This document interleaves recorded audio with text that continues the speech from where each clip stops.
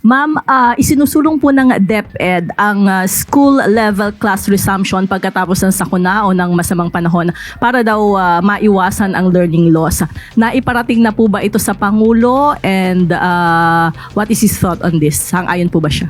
Yes, opo. At ito naman po ay inaral din po ng DepEd sa pangunan ni Secretary Sani Angara. At muli babanggitin ko kung bakit ito ay ang proposal po ng DepEd. Ayon sa DepEd, mas gusto po nila magkaroon ng flexible at nakabase sa actual situation ng bawat school at community. Hindi yung automatic na pare-pareho ang suspension sa buong province, city or municipality. Magkakaiba kasi ang geography, risk at conditions sa bawat lugar. Kung safe, pwedeng mag-resume. Kung hindi safe, suspended. Pero hindi ibig sabihin nito na kanya-kanya ang schools. Mahalaga ang coordination at shared responsibility with the LGUs kasama ang clear safety assessment, timely communication at accountability bago magdesisyon. So ito po ipalalawigin ni Secretary Sani Angara at pag-uusapan ito sa mga eskwelahan para alam nila kung paano magbigay ng ulat kapag mayroong masamang panahon. How about yung executive order po? Maglalabas po ba si Presidente? Ito po ay sakop naman po ng DepEd. So, nasa panguna na po ni Secretary Sani Angara kung ano po ang ipapatupad niya patungkol po dito sa kalagayan ng panahon pagdating po sa mga ating mga estudyante. Adjustment po sa school calendar na pag-uusapan ba ito? Sa ngayon ay wala pa po na ipapabatid sa atin si Secretary Sani Angara dahil kapabago pa lang ng schedule. Dati ay September ang ating schedule na start ng classes dahil ito na nga naging problema dati, tag-ulan. Pero nung nagkaroon naman ng tag-init, sobrang init, so binalik ulit sa June. So ito pa rin ulit yung issue natin.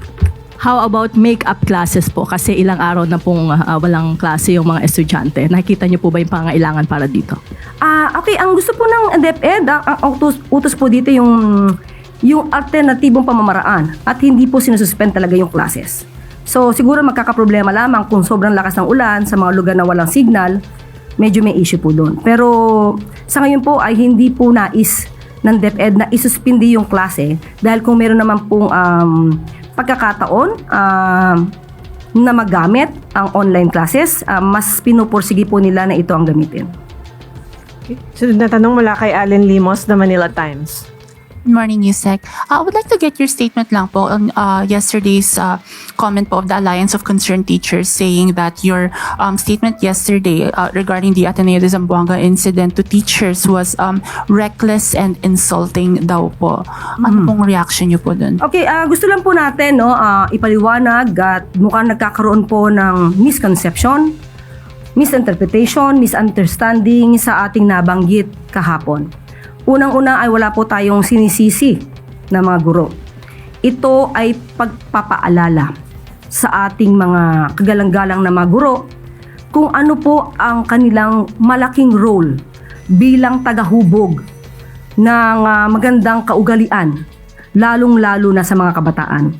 Ang ating pong sinabi ay ito po. Dapat na ang mga kabataan natin ay naggagabayan.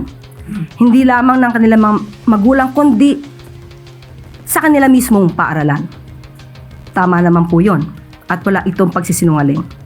At ito rin po ang ating nabanggit. Minsan na pong nakita, mismo ang ibang guro ay lumalabag sa itong klase ng moralidad. Sila minsan ay nagtuturo sa kanilang mga estudyante kung paano maging walang modo, lalong-lalo na sa mga nakakatanda o sa ibang tao.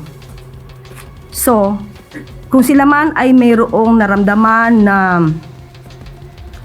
galit dahil sa ating tinuran, muli, gusto lang natin ipakita dahil baka hindi alam ng ating mga guro yung ibang nangyayari sa mga ginagawa ng ibang guro. So, nais ko pong ipaliwanag kung saan po ito nagmula para hindi po sila maiba ang kanilang pananaw sa ating sinabi.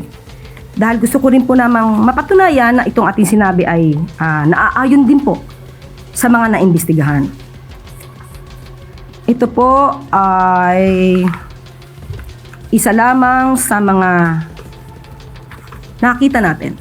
At ito naman ay nabalita na rin po.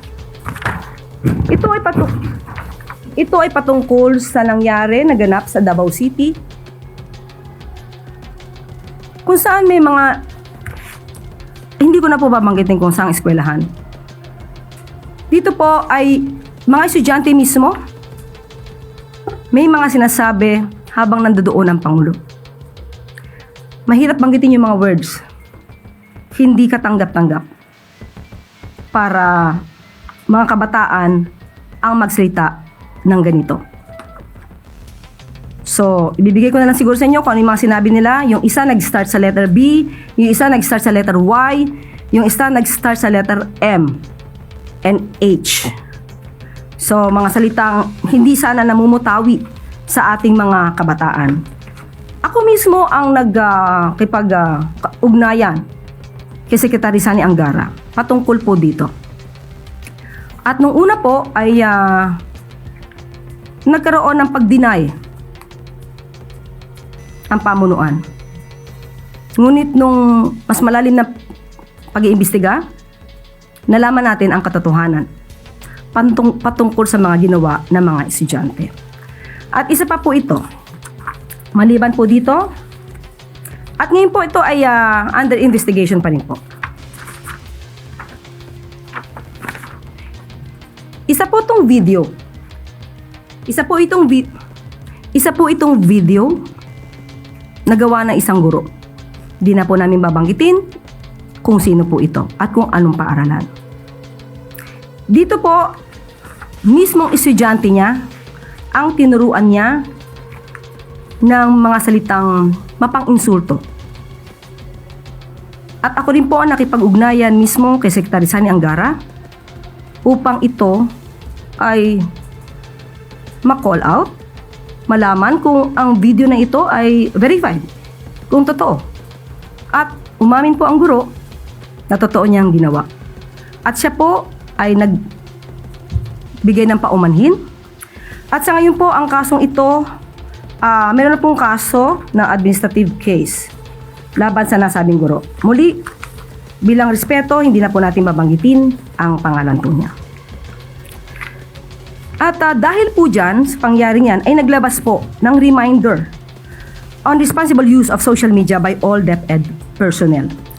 Ito po ay nilabas noong August 11, 2026 ng DepEd mismo. Kung saan sinasabi, this office has received reports of social media posts involving teachers and other school personnel that professionalism expected of DepEd personnel. So may mga lumabag po sa mga tamang kaugalian na nakikita ng kanila mismo mga estudyante. So nauunawaan po natin kung saan po nanggagaling ang ating mga guro, pero wag po nila sanang masamain kung atin lamang nire-remind at pinapaalalahanan na muli na napakalaki po ng inyong role bilang pangalawang magulang sa ating mga kabataan at hindi ko po kailanman hindi bibigyang galang ang mga guro. Dahil ang aking ina, hindi pa po ako pinapanganak, ay isang public school teacher sa Malolos Marcelo H. Del Pilar High School. Hanggang siya ay namayapa, nanatili po siyang guro. So muli, nais lamang po nating ipakita sa mga guro na hindi po kayo lahat, hindi po kayo sinisisi. Ito ay pagpapaalala. At sa mga ganito po, kung meron po kayo nakikitang mga inyong mga kasamahan na maaaring lumalabag sa alintuntunin para sa mas magandang pagtuturo sa ating mga kabataan, ay kayo na po rin ang tumulong sa ating pamahalaan. At ito rin po ay makakatulong sa ating mga kabataan. Hindi po natin to pwedeng hindi isang mga paaralan. So sa ganito po ay nais po nating sabihin sa ating mga guro, napakalaki po ng inyong mga katungkulan para sa paghubog ng magandang kaugalian, magandang asal or magandang attitude sa ating mga kabataan. At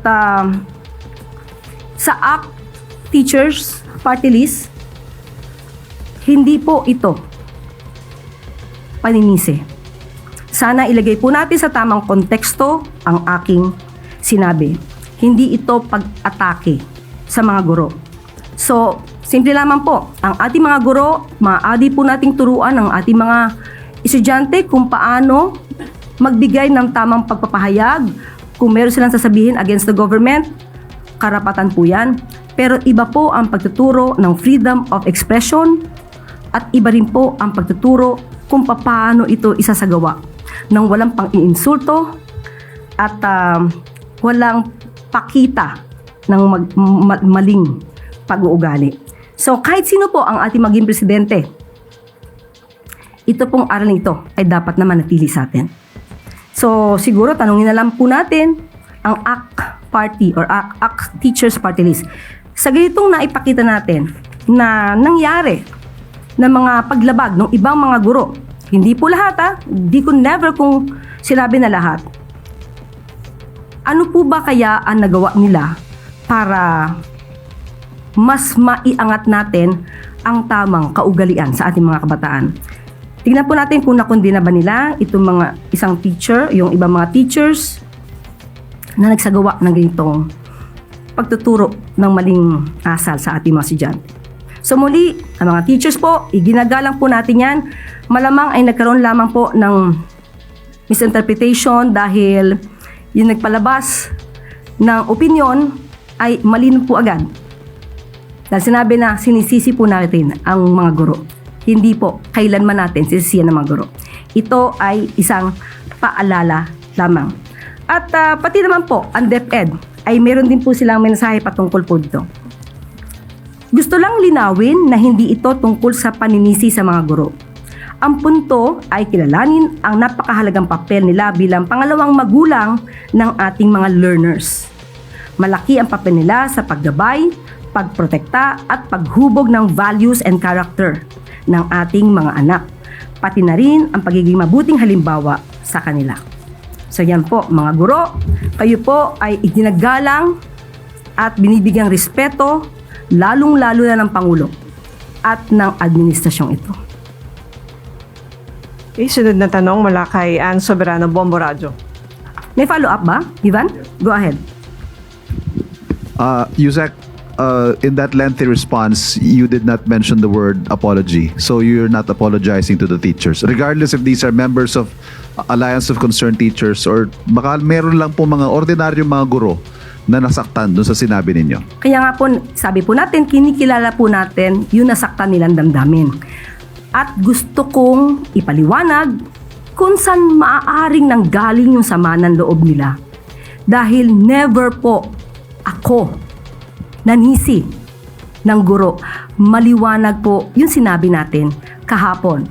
So sa mga nagdaramdam, ito po ang maliwanag na, ito po ang aking ipinaliwanag sa inyo para po maibsan yung inyong sama ng loob kung meron man po. Kasi dapat ilagay lang po natin sa tamang konteksto yung nangyari. So no apologies, Yusek. Ivan, hindi tayo pwede rito magkaroon ng sorry for the word. Ayoko magkaroon ng additional na pang-iintriga dito. Dahil muli gusto kong linawin, naiintindihan ko po kung saan nanggagaling yung mga guro at wala po tayong sinabi na sila ang dapat sisihin. Ipinapakita lamang po natin kung gaano kalaki yung kanilang role bilang pangalawang magulang sa ating mga kabataan. So ngayon, ipinakita ko kung bakit yun yung nasabi natin dahil totoo naman na mayroong mga guro na hindi nagsilbing maganda or modelo sa ating mga kabataan. Kaya hinihimo ko po ang ating mga kagalang-galang na guro na magtulong-tulungan po tayo kung meron din po kayo nakikita mga ganitong klase mga nangyayari sa kapwa nyo guro. Paalalahanan po natin na kayo po ay tinitingala bilang tagapagturo ng magandang kaugalian sa ating mga kabataan. Sorry, Yusek, I did not mean to create intrigue, yung pang-iintriga as you might be implying. Ang sa isip ko lang ho kasi ngayon, what if after listening to your explanation, yung mga guro na nasaktan, ganun pa rin po ang kanilang pakiramdam?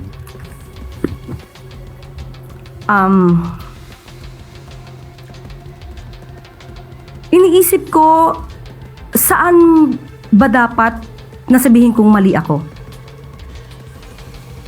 Sa ngayon po, saan iniisip ko dahil maliwanag yung aking pagkakasabi.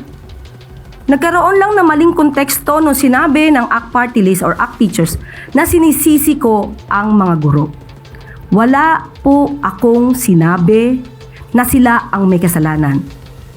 Kahit ulit-ulitin po nila yung ating sinabi, yan po ay pagpapaalala lamang na sila po ay mga iginagalang na guro na maghuhubog ng tamang kaugalian sa ating mga kabataan. So, siguro po ang dapat na magbigay ng paumanhin ay yun ang bigay ng maling konteksto sa ating sinabi. Dahil marami nagsasabi na walang guro na nagturo ng mali. Ipinakita ko po sa inyo ngayon ang mga guro na nagkaroon ng pagkakamali at yan din ang ayaw nating pamarisan pa ng iba pa nating mga kababayan.